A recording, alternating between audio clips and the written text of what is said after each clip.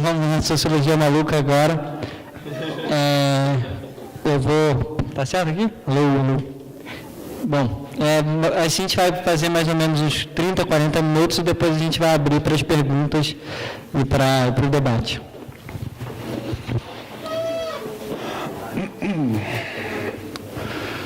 Bom, pessoal, você apertou o que você tinha que apertar? Tá. Pois bem, talvez eu deva dizer algumas palavras sobre como cheguei a essa interface entre sociologia e psicologia, teoria social e descrição de psicopatologias. E, na verdade, em princípio, eu me vi preocupado com aquilo que Talcott Parsons, sociólogo estadunidense, chamou de problema da ordem. O problema de saber como a sociedade é possível, como é possível que uma multiplicidade de ações individuais possa engendrar estruturas e instituições coletivas. Isso é interessante porque é um ponto em que a teoria social difere do senso comum. Em princípio, o que é... Vocês estão me ouvindo? Mas acho que ele está falhando.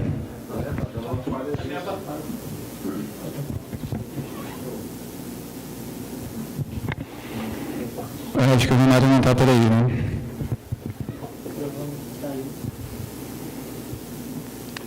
Talvez seja melhor assim?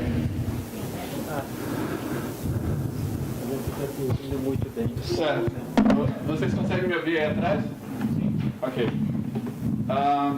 Pois bem, estava falando do problema... Tem outro microfone aí. Mas ele está funcionando?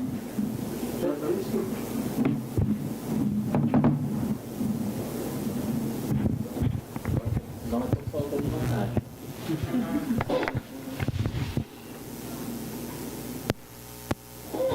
Fala nesse mesmo. Nesse mesmo você estava falando. Aqui? Bom, ok.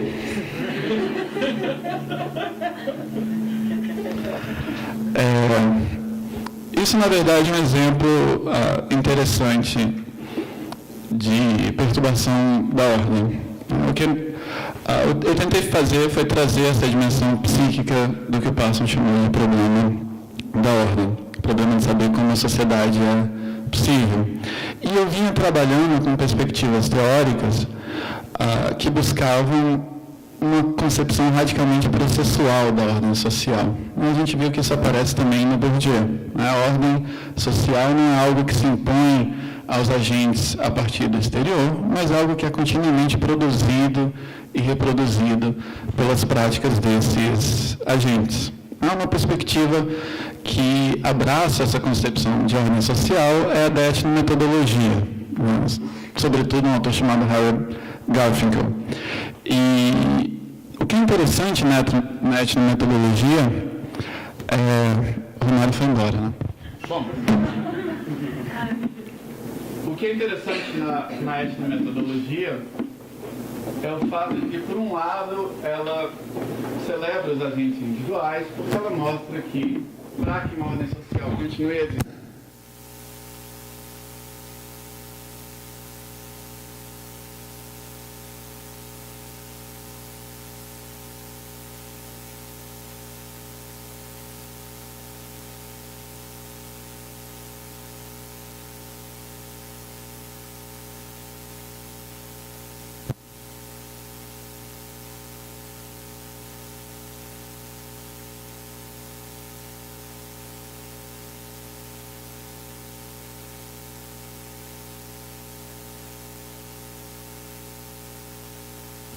as leis radicais, como os indivíduos organizam suas interações face a face, era introduzindo perturbações nessa ordem.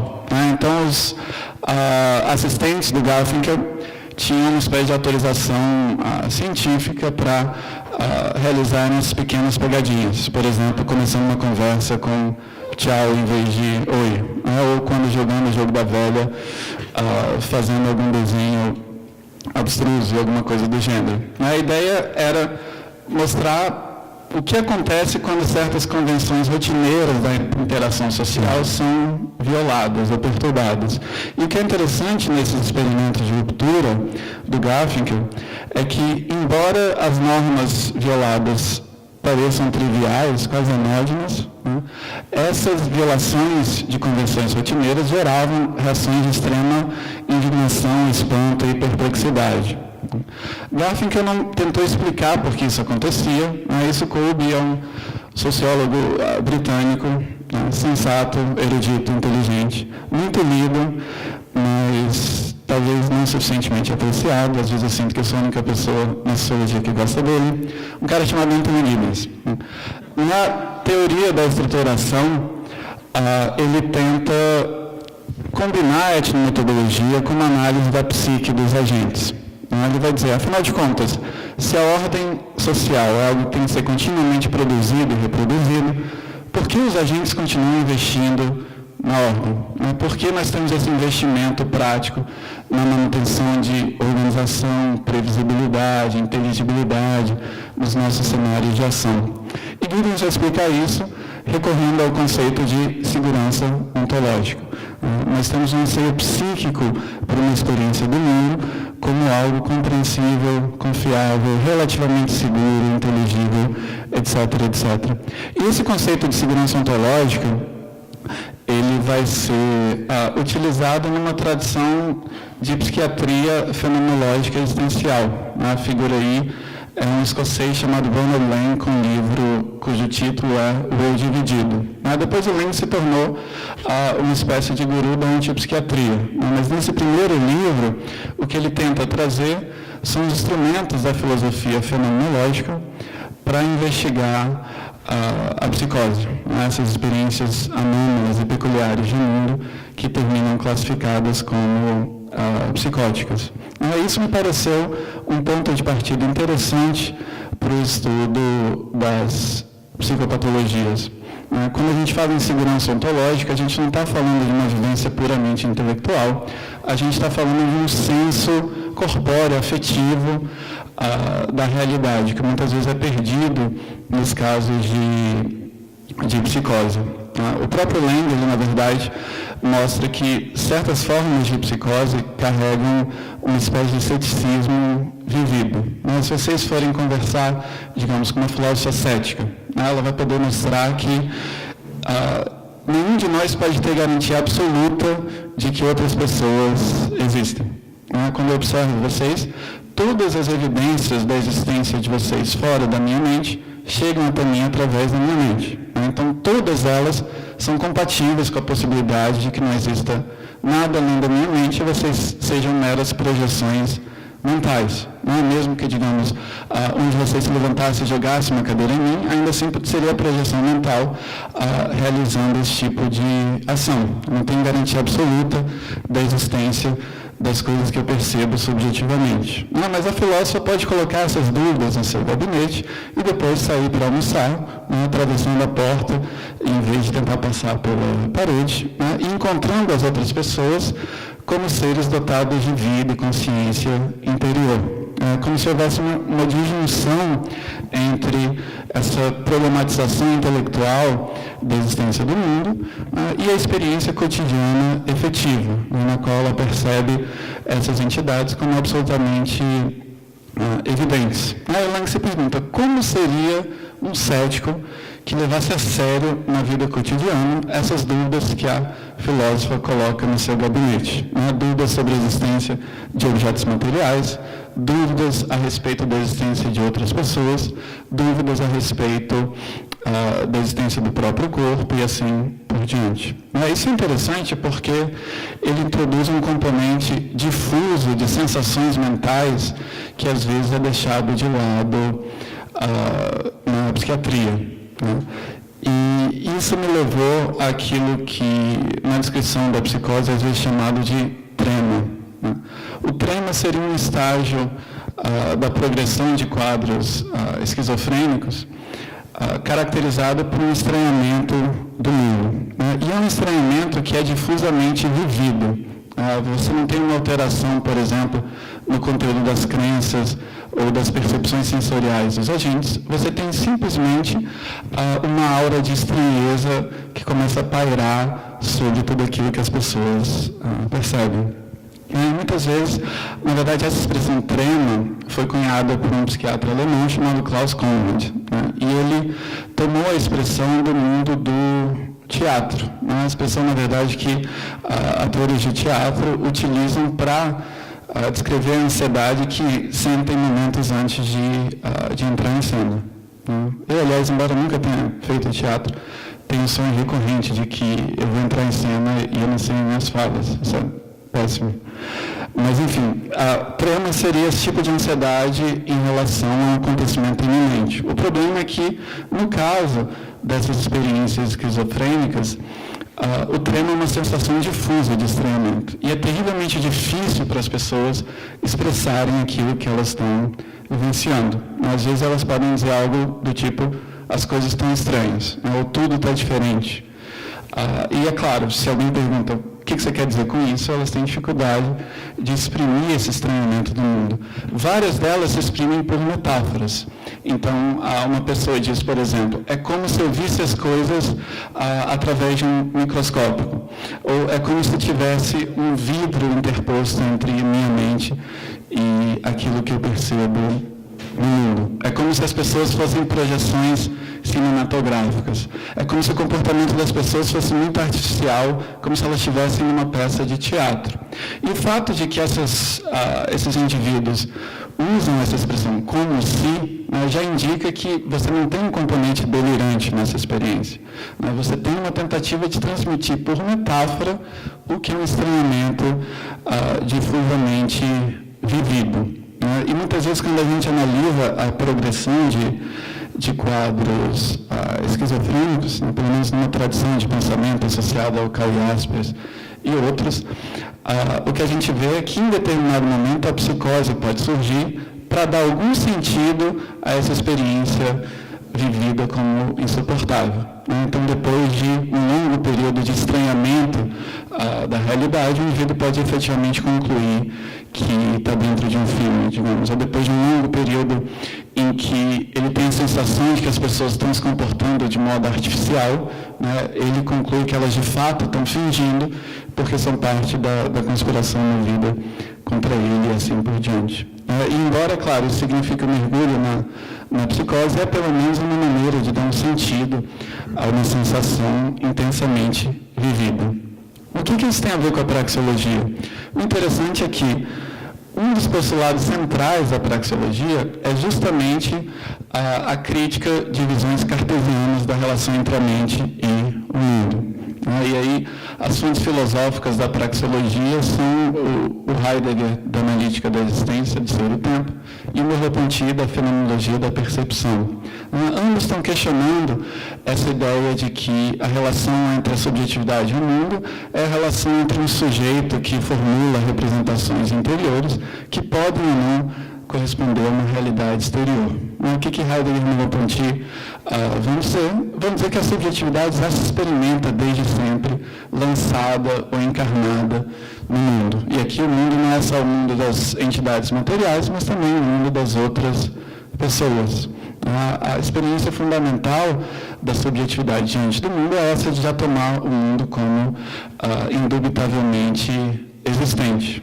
E para eles, essa visão dualista da relação entre mente e mundo seria uma ficção fabricada pela epistemologia moderna, por essas preocupações com a natureza do conhecimento.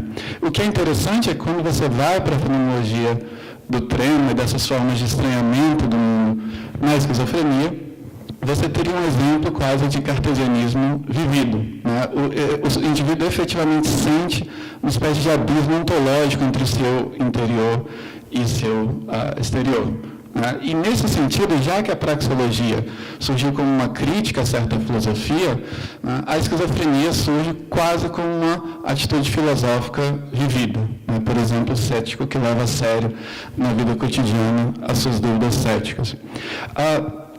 A gente tem tomar muito cuidado na descrição de certas formas de psicopatologia como filosofias vividas. Eu acho que ao longo da minha tese eu me vi defendendo os psiquiatras entre os sociólogos, mas também os sociólogos entre os psiquiatras.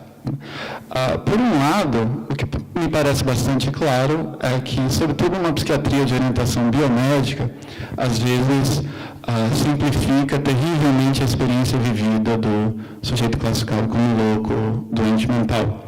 E sacrifica o que existe ali de lucidez, de singularidade. Ao mesmo tempo, é claro, a gente não precisa romantizar a condição do louco a ponto de achar que a psiquiatria é uma oferta sem demanda. Não existe uma demanda, que é a demanda de pessoas que são tremendamente sofridas, né, que procuram qualquer espécie de ajuda ou auxílio terapêutico. É muito importante denunciar os horrores históricos cometidos em nome da psiquiatria, mas ao mesmo tempo não achar que se a gente parasse de usar rótulos psiquiátricos, os problemas dessas pessoas desapareceriam. Na verdade, quando a gente acessa a literatura sobre esquizofrenia, a gente vai ver uma combinação muito singular de cegueira e lucidez, de capacidade e incapacidade, e que nos força, então, a superar tanto esse simplismo psiquiátrico, que só vê déficit, quanto, digamos, uma romantização da loucura que negligencia aquilo que ela traz de dor e sofrimento. Esse seria o primeiro ponto importante. Você tem uma série de outras orientações que a praxeologia traz para a análise da ação. A segunda orientação é essa ideia de que o nosso conhecimento do mundo é movido pelo pragmatismo. A ideia de que o conhecimento não é algo neutro, mas é, antes de tudo, um instrumento de ação no mundo real. E isso está relacionado tanto à ideia de senso prático do Bourdieu, quanto à ideia de que o nosso corpo é também um instrumento de intervenção no mundo. E, às vezes, na literatura sobre a esquizofrenia, a gente encontra casos de ruptura do conhecimento tácito, hiperreflexividade, e casos de estranhamento vivido em relação ao próprio corpo, à própria corporeidade. Eu não sei quantos de vocês leram aquele post que eu fiz, o Enlouquece a Ti Mesmo.